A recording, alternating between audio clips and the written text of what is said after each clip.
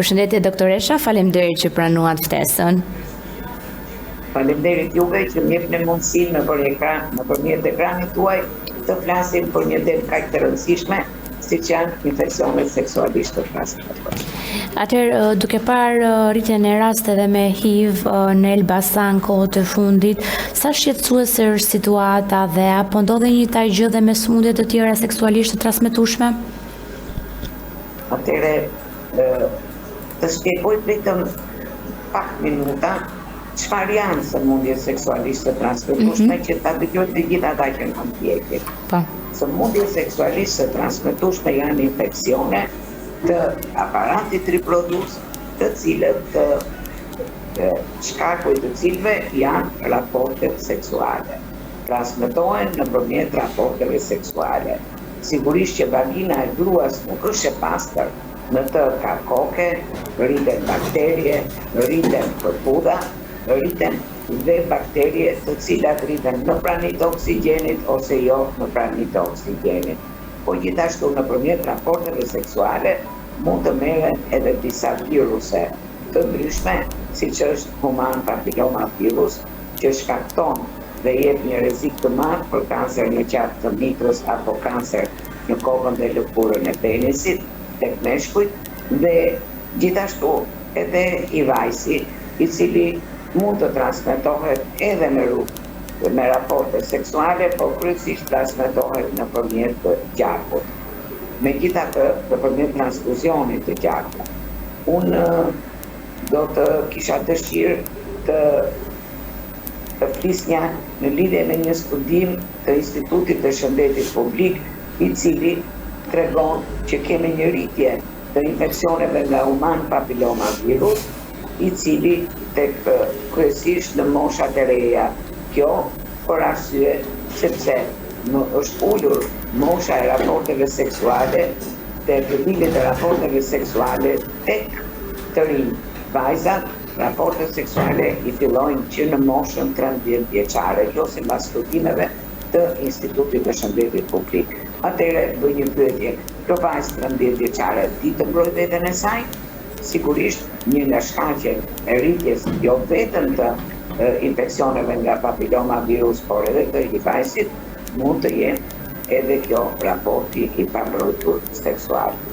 Prandaj, pikërisht juve përmendët dy zona, po unë them që kjo nuk është vetëm në dy zona, to infeksionet seksualisht të transmetueshme ekzistojnë edhe në zona të tjera të Shqipërisë, ku nuk janë të përgatitura akoma për vizitën ginekologjike që duhet ta bëjnë çdo vit tek mjekët ginekolog.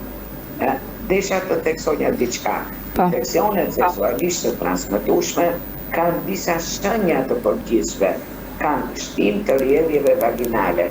Vagina ka sekrecione, të cilat mund të jenë më të trasha në fillim dhe në fund të ciklit, dhe bëjnë më të holla dhe më opake në mes të ciklit. Dhe sigurisht mundësia pra për të patur një mbrojtje ekziston. Por nëse këto sekrecione ndryshojnë, bëhen më të trasha, bëhen me ngjyrë, marrin ngjyrë të gjelbër ose të verdhë, bëhen më të trasha, mundet të jenë si kohë si prerë, mundet që pacientja të ketë bindje në fund të barkut, ndjesi të një urinimi të shpeshtë, dhe ajo që është më kryesorja është dispareunia apo bindje gjatë raporteve seksuale. Pikërisht në qoftë se dallohen disa nga këto shenja ose dhe prania e lytheve gjenitale, sigurisht që patjetër rëndësia e madhe qëndron tek vizita ginekologjike dhe një screening, një analizë screening që duhet bërë vazhdimisht nga gra, që është pap testi apo testi Papa Nikolau. Ne flasim kryesisht kur fola për human papilloma virus, është një virus i cili qëndron në organizmin e gruas për vite të tëra dhe është vështirë për të luftuar. Ju thatë për HIV-sin, po sot HIV-si e ka gjetur zgjidhjen e tij. Trajtimi me disa preparate bën që koncentrimi i viruseve në gjak të këtyre pacientëve të jetë minimal, të mos jenë kontagioz, të mos jenë pra vizitës dhe sigurisht të kryejnë jetën e tyre normale. Ndërsa, për human papilloma virus, ka trajtime nga më të ndryshme, por ndjekja është më e vështirë. Përveç HIV-it, sa të përhapura janë sot edhe hepatiti B, hepatiti C apo sifilizi dhe sëmundje të tjera seksuale? Sigurisht që hepatitet edhe sifilizi dhe human papilloma virusi dhe klamidia janë infeksione që transmeton klamidia, gonorea, sifilizi janë infeksione që transmetohen me raporte seksuale. Normalisht një dhimbje në fund të barkut apo një puqër e lehtë e vogël e patimshme e quajtur chankri që del në organet gjenitale, në të cilën ndodhet ajo që është shkaktari i sifilisit treponema pallidum, bën që gruaja të ndjejë diçka, por të mos drejtohet tek mjeku ginekolog. Çfarë ndodh në fakt gjatë një sifilizi? Në fazën e parë, një 2 javë qëndron kjo puqër e fortë, e vogël e padimshme, ndërsa më pas ajo treponema ka hyrë në gjakun e pacientes. Duke hyrë në gjakun e gruas apo të personit mashkull, ajo që fillon të jap pas 4-5 muajsh një klinik tjetër, sikur është sëmurë me një grip, një dhimbje të lehtë në fund të barkut, një temperaturë subfebrile, ndoshta një dobësim dhe rëmje e plotëve, që bën patjetër që pacientja të drejtohet tek mjeku ginekolog. Në qoftë se nuk drejtohet, çfarë ndodh? Atëherë ky bakter që quhet treponema pallidum mund të kapi trurin, duke dhënë serebrosifilisin, mund të kapi zemrën, duke dhënë kardiosifilisin dhe në fund pacienti ndron jetë. Pra, ka sëmundje seksualisht të transmetueshme, të cilat në qoftë se neglizhohen, patjetër që pacienti mundet jetën. Dhe pikërisht kjo është arsyeja që ne ngrëm sot zërin dhe duam patjetër t'i vëmë në dieni të gjithë ata, dëgjuesit dhe teleshikuesit tanë për ekzistencën e këtyre sëmundjeve. Gonorea është një tjetër sëmundje e cila mund të shfaqet me ulqera në puça të vogla në gjithë zonën e publike dhe sigurisht një analizë e sekrecioneve vaginale e tregon pranin. Janë infeksione të cilat janë plotësisht të trajtueshme, gjithmonë në qoftë se ju jepet rëndësia dhe ato që mendojnë se i kanë të shenja drejtohen patjetër për konsulta tek mjekët ginekolog. Një tjetër infeksion shumë e përhapur në moshat e reja. Unë shpjegova që raportet seksuale fillojnë që në moshën 13 vjeçare. Në moshat e reja, një infeksion seksualisht i transmetueshëm që ndodhet rreth moshave 17, 18 dhe 25 vjeçare, ndoshta edhe në moshat 14 vjeçare, është infeksioni i klamidjes, e shkaktuar nga një bakter që quhet Chlamydia trachomatis. Ky bakter transmetohet nëpërmjet raporteve seksuale dhe ai hyn në organizëm. Çfarë jetë? Shtim të sekrecioneve vaginale, si pus, si qelë të verdha me ngjyrë dhe që normalisht një ndjenjë rëndimi në fund të barkut, një temperaturë deri në 38 dhe sigurisht dhimbje të forta edhe gjatë raporteve seksuale. Mund të ketë edhe një urinim të shpeshtë që shpeshherë mund të ngatrohet me një infeksion urinar. Analiza që bëhet është një analizë thjeshtë, kush është komplikacioni që krijet. Ky bakter mund të prishi atë tërësinë e tubave të fallopit, tubave ku kalon veza, duke prishur tërësinë, veza fekondohet ndoshta nga një spermatozoid, por nuk vendoset, nuk arrin dot nga prishja e formës, nuk arrin dot të vendoset në mitër, dhe duke mos u vendosur në mitër, ajo vendoset në tuba ose vendoset jashtë, duke dhënë një shtatzani ekstrauterine i temine jashtë mitre. Në këtë moment, ajo duke u rritur mund të plasë dhe shpërtej gjatë në barkë dhe të rrezikohet edhe jeta e nënës. Prandaj, këto lloj infeksionesh janë shumë të rëndësishme, infeksione të cilat patjetër ne rekomandojmë sensibilizimin, drejtoni tek mjekët ginekolog. Patjetër të bëni vizitën ginekologjike, të bëni panelin infektiv, dhe sigurisht dhe analizën më të rëndësishme të abdestit, për të vlerësuar gjendjen tuaj, jo vetëm ju, por edhe partneri.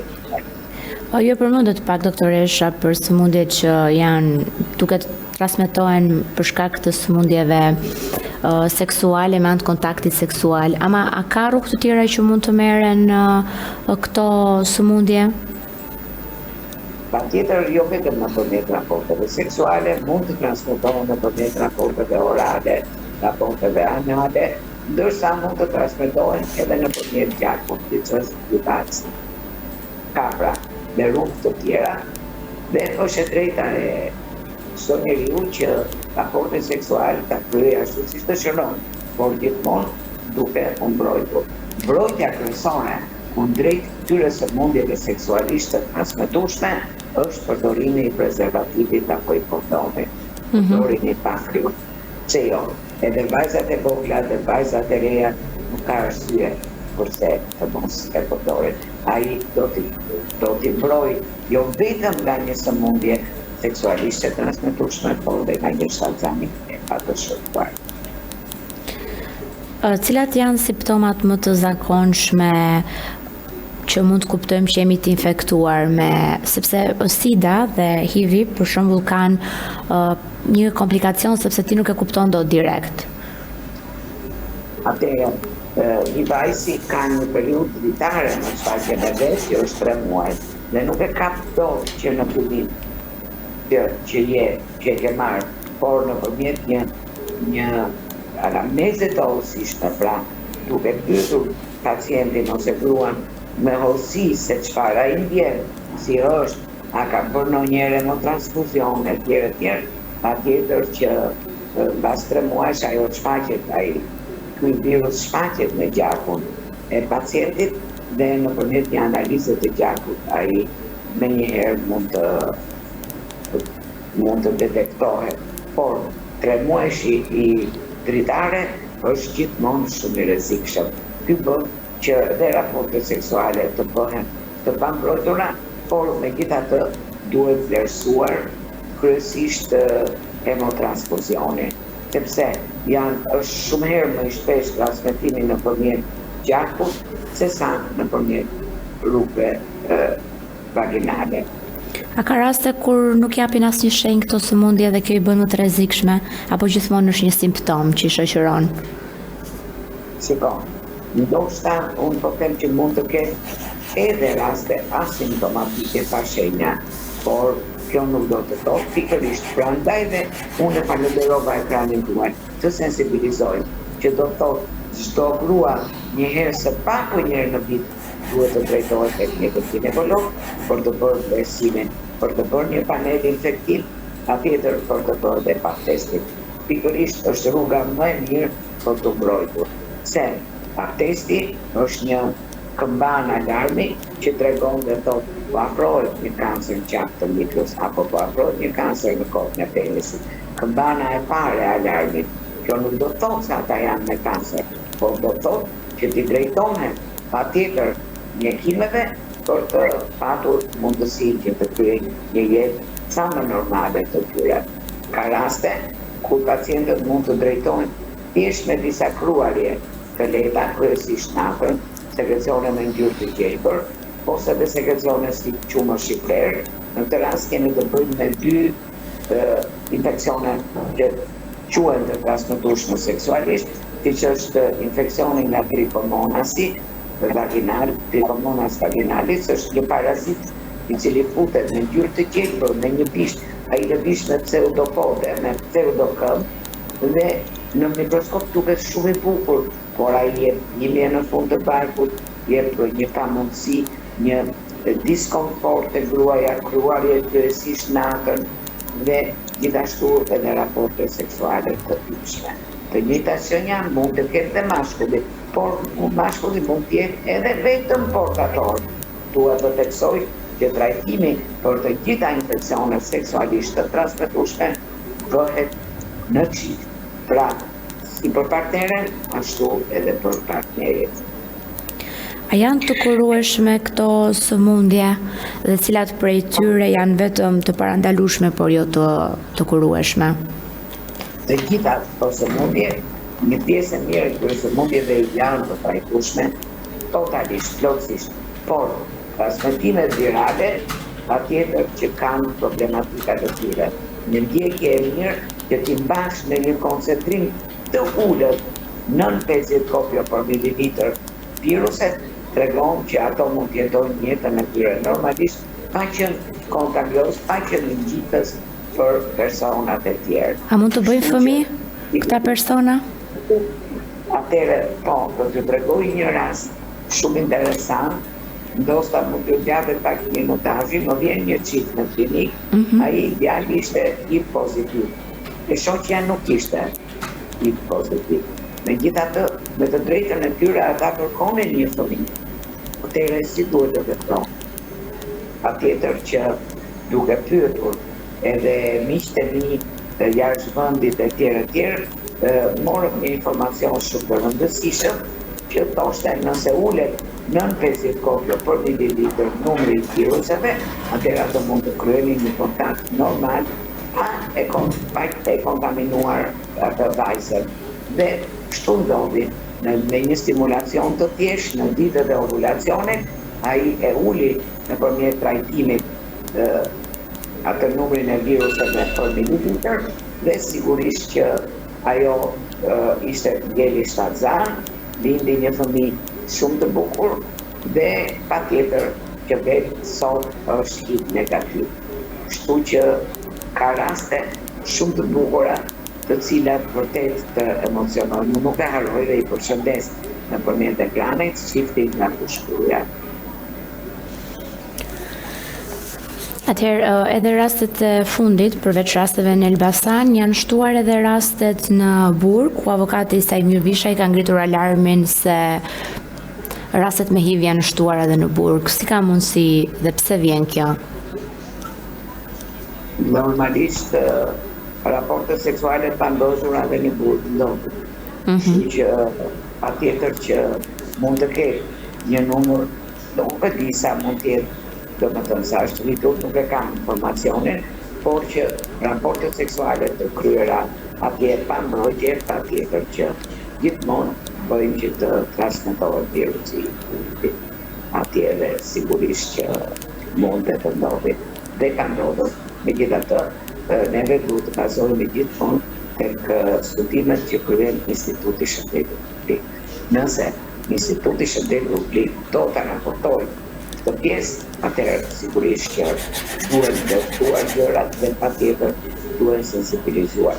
Unë që kam bërë vizita ginekologjike edhe te Burgu i Grave që ndodhet